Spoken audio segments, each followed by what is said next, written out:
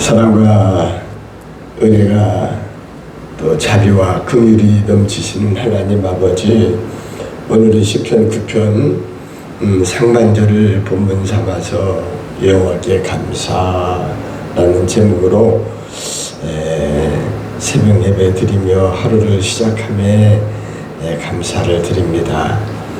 온 마음과 정성 다해 드리는 예배를 통하여 하나님 홀로 영광 받으시고 저에게는 한없는 은혜와 기쁨의 시간이 되게 없어서 예수님 이름으로 기도합니다. 아멘. 오늘 말씀은 시편 9편 1절에서 10절까지로 제목은 여호와께 감사입니다. 말씀을 상고할 때 성령님 함께 하오시고 은혜를 내려 주시기를 소원합니다. 오늘 제목을 한번 따라해 봅시다. 여호와께 감사입니다. 감사, 땡큐라는 이 단어는 0.7초밖에 안 걸리지만 기적을 낳는 용어라고 합니다. 우리도 감사의 생활을 하도록 합시다. 데살로니가전서 5장 18절 범사에 감사하라. 이는 그리스도 예수 안에서 너희를 향하신 하나님의 뜻이니라 라고 말씀합니다. 감사라는 이 명령은 하나님께서 저와 여러분에게 특별히 간곡하게 부탁하면서 또 명령하는 말씀입니다.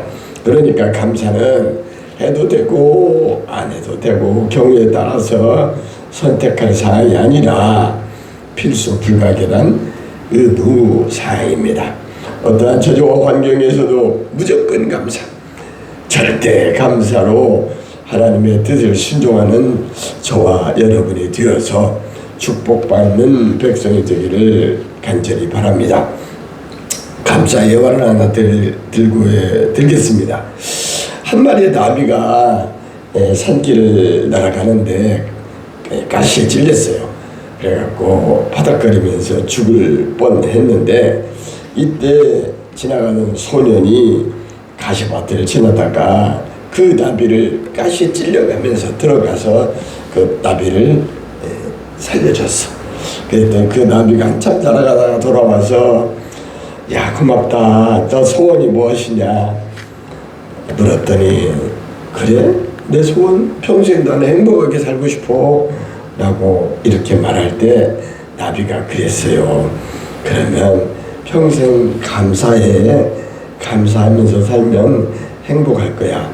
그 말을 하고 날아가 버렸는데 그 나비의 말이 귓전을 나갑도록 쟁쟁거리며 살면서 평생 동안 그 소리가 들려와서 생각날 때마다 항상 그 감사를 하며 살았더니 주변에 있는 많은 사람들이 넌 어떻게 그렇게 늘 기쁘고 즐겁고 웃으면서 행복할 수 있냐 라고 물어오면 그때마다 그 나비의 예화를 말해 주었다고 합니다. 그래요. 그는 평생 동안 감사하게 살았다고 합니다. 우리의 생활을 자세히 살펴보면 우리는 하나님께 감사해야 할 일이 너무 많다는 사실을 깨닫게 됩니다. 그래서 오죽하면 최근에 보면 그 노트, 감사 일지라는 그런 노트가 서점에서 팔리고 있을까요? 숨을 쉬며 살아 숨쉬는 호흡하는 것도 감사. 지금까지 지내온 모든 것들이 하나님의 은혜요 감사라고 손경민 교수는 노래하고 있죠. 오늘 본문 말씀을 통하여 감사한 일들을 살펴보며 함께 은혜를 나누는 귀한 시간이 되기를 바랍니다. 첫째는 뭐냐? 원수를 물리쳐 주심을 우리는 감사해야 합니다. 아주 오래전 제가 경제기획원, 지금 기획예산처죠. 우리가 근무할 때 꼭 수요일이면은 새벽에 나가서 그 전체 한 1000여 명 되는 직원들 각 사무실 방에다가 수요 예배 순서지를 올려놓고 또 수요일날 예배 시간 전에 그 준비 찬송을 부르고 있는데 그때 불렀던 찬송이 생각이 납니다. 혹시 여기도 나올지 모르겠네요. 감사해요. 주님의 감사해요. 주님의 사랑. 있네요. 1684 한번 같이 불러봅시다. 1684번 감사해요.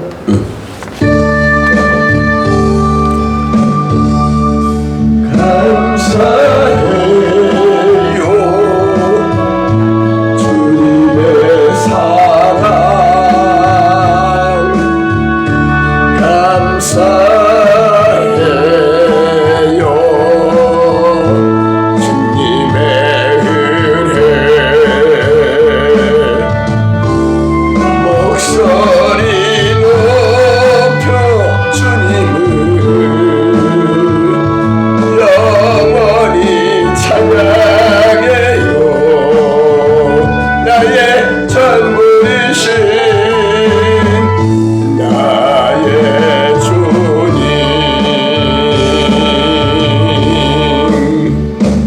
아멘이죠.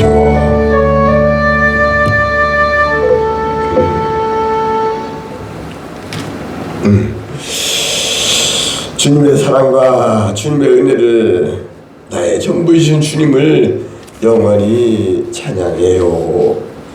이렇게 찬양 부르며 은혜의 시간을 보냈던 그 추억이 떠올랐습니다. 하나님께서는 성도를 데려가고 해치는 원수를 물리쳐 주십니다.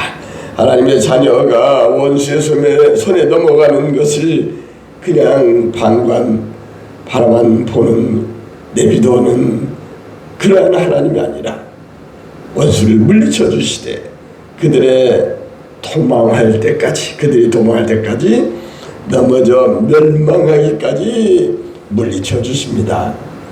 오늘 본문에 보면 내가 전심으로 여호와께 감사하며 전심으로 감사한다고 하고 있어요. 주의 모든 기이한 일들을 전하는데 내가 주를 기뻐하고 즐거워하며 항상 기뻐하라고 그랬죠. 지존하신 주의 이름을 찬송하리니 내 원수들이 물러갈 때에 주 앞에서 넘어져 망함 그 멸망함이니이다 라고 노래하고 있습니다. 성도가 원수와 싸워 승리하는 기쁨은 얼마나 큰지 모릅니다. 비교할 수가 없습니다. 소중한 것입니다. 여러분 가끔 야구나 축구 또 골프 대회 같은 데서 기적적으로 극적으로 역전하면서 이긴다거나 할 때 보면 물세례를 주고 서로 기쁨을 감추지 못하여 그 환희에 넘치는 모습을 보았을 것입니다. 그것과는 비교할 수도 없는 원수를 물리쳐 주시는 그 기쁨은 우리가 하나님께 감사하지 않을 수 없는 감사를 해야 하는 크나큰 기쁨의 조건인 것입니다. 아멘이죠. 우리는 원수를 물리쳐 주시는 하나님을 인하여 감사를 드려야겠습니다. 다음은 공의로 심판하여 주심을 인하여 또 감사를 해야 합니다. 주께서 나의 의와 송사를 변호하셨으며 보좌에 앉으사 의롭게 심판하셨나이다.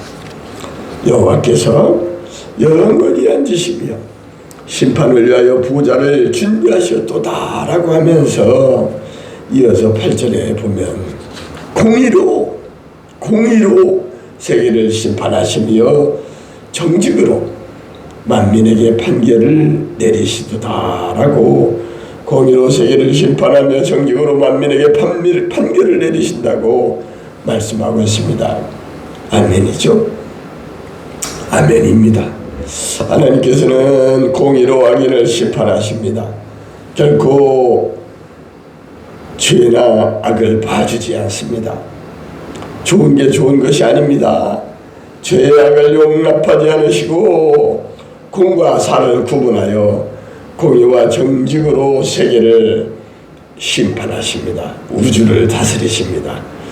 이런 사실은 저 개인적으로나 얼마나 그 위로가 되고 힘이 되는지 모르겠습니다.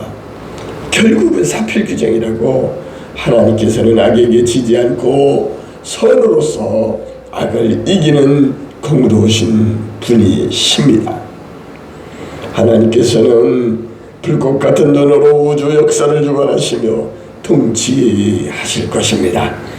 요즘처럼 악이 판치며 파렴치한 전과자도 나라의 지도자가 되어서 큰 소리치며 의롭게 사는 것처럼 말하는 것을 볼 때에 이 나라의 장래가 우려됩니다. 우리 후손들이 자라나는 미래의 학생들, 그 미래의 세대들이 악행을 보면도 나라의 최고위치까지 올라갈 수 있구나 하면서 인식하고 죄의식을 갖지 않을까봐 염려가 됩니다. 오늘 말씀과 같이 하나님은 공의로 심판하신다는 사실은 우리에게 큰 소망과 격려와 위로가 됩니다. 악인의 마지막은 결국 하나님의 심판을 받는 것이기 때문에 우리는 현 시국을 비판하거나 포기할 것이 아니라 참아가면서 인내하면서 소망과 힘을 얻고 우리는 공의로 심판하시는 하나님이 살아계심을 주관하시는 역사하시는 하나님의 그 통치하심을 우리는 생각하면서 그 공의로 심판하시는 주님을 인하여서 여호와 하나님께 우리는 감사해야 되겠습니다. 마지막으로 압제당하는 자의 피난처가 되심을 인하여 감사해야 합니다. 오늘 보면 그 구절에 보면 여호와는 압제를 당하는 자의 요새이시오 환난 때 요새다라고 압제당하는 사람의 요새는 물론 환난 때 피할 바위가 되신다고 말씀하고 있습니다. 사무엘하 22장 2절에서도 여호와는 나의 반석이요 나의 요새시오 나를 위하여 나를 건지시는 이시오 라고 나의 반석이라고 말하면서 이어 23절에서는 하나님은 나의 견고한 요새이시며 나를 어디로? 안전한 곳으로 인도한다고 말하고 있습니다. 시편 23편에 다윗이 고백한 그 시편 기자는 여호와는 나의 목자시니 여호와는 is my shepherd 나의 목자시니 내게 부족함이 없으리로다 라고 말하죠. 그가 나를 어디로? 푸른 풀밭으로 쉴만한 물가로 인도하시는도다 라고 합니다. 그리고 4절에 보면 특히 선한 목자라고 표현하면서 사망의 음침한 골짜기로 다닐지라도 그 죽음의 고비에서도 해를 두려워하지 않을 것은 뭐예요? 주님께서 임마누엘에 함께 하시는 주님께서 우리와 함께 하시기 때문이라고 주의 막대기와 지팡이가 나를 보호하고 안위해 주신다고 말하고 있습니다. 나의 힘이 되신 여호와여 내가 주를 사랑하나이다. 시편 18편 1절의 말씀에 이어서 2절에서는 이렇게 묘사합니다. 여호와는 나의 반석이시오 나의 요새시오 나를 건지시는 이시오 나의 하나님이시오 내가 그 안에 피할 나의 바위시오. 바위덩어리라는 거예요. 비가 오거나 적들이 우리를 해치려 할 때 우리는 바위 뒤에 숨기도 하잖아요. 나의 방패시라 나의 구원의 뿌리시며 나의 산성이시로다 라고 고백하고 있습니다. 우리 하나님은 사랑과 은혜와 자비와 긍휼이 넘치시는 풍성하신 하나님이시나 그러나 세상의 약한 세력은 자비와 사랑이 없기 때문에 약한 자를 우습게 여기고 업신여기며 억압하고 괴롭힙니다. 그러나 세상에는 의지할 데가 없지요. 힘내신 우리 하나님께 우리는 피해야 합니다. 쉴만한 피난처가 되시고 우리를 보호하시는 산성이 되시기 때문입니다. 발가 되기 때문입니다. 압제당하는 자의 피난처이심을 우리는 깨달아 늘 우리 하나님께 압제당하는 자의 피난처 되심을 우리는 기억하고 감사 찬양해야 되겠습니다. 이제 말씀을 정리합니다. 우리가 여호와께 감사해야 하는 이유가 뭘까요? 첫째는 원수 마귀를 물리쳐 주심을 인하여 감사해야 합니다. 그리고 또 공의로 재판하시며 심판하심을 감사해야 합니다. 마지막 압제당하는 억눌림을 당하는 이러한 때에 우리의 피할 바위가 되시는 피난처가 되시며 산성이 되시며 구원의 뿌리 되시는 이 하나님께 우리는 감사해야 되겠습니다. 오늘 새벽 기도에 나오신 사랑하는 성도 여러분, 하나님은 전능하시고 사랑이 많으신 하나님으로서 우리가 원수 앞에 설 때에 공의로 심판하십니다. 우리가 압제당할 때에도 우리의 구원의 뿔과 산성이 되시고 피난처가 되어 주심을 인하여 우리는 감사드리며 때를 얻든지 못 얻든지 우리는 전도하며 살다가 저 거룩한 성 하늘나라